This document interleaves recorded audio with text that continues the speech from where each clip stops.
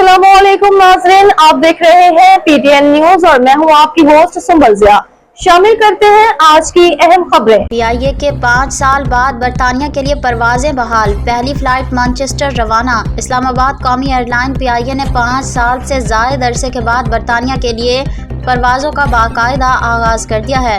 इस्लामाबाद से मैनचेस्टर के लिए पहली परवाज़ रवाना हो गई। इस्लामाबाद एयरपोर्ट पर इस मौका पर एक शानदार तकरीब मुनाकिद की गई, जिसमें वज़ीर दिफा ख्वाजा आसिफ, बरतानवी high commissioner Jane Marriott, aviation हुकाम और PIA इंतज़ामिया समेत दीगर अहम शख्सियात ने शिरकत की। तकरीब से खिताब करते हुए वज़ीर दिफा ख्वाजा आसिफ ने कहा कि PIA पर आयद पाबंदी से हुकूमत को बड़ा नुकसान हुआ, ताहम हमने कौमी एयरलाइन के मयार को दोबारा बहाल किया है।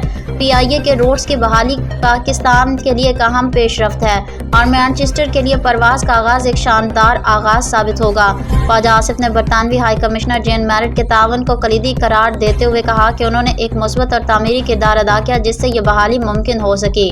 वज़ीर दिफा ने सिफारती अमले को भी खराज तहसीन पेश किया। न्यूज स्टूडियो से अब तक के लिए इतना ही। मज़ीद खबरों और अपडेट्स के लिए देखते रहें PTN न्यूज। अल्लाह निगहबान।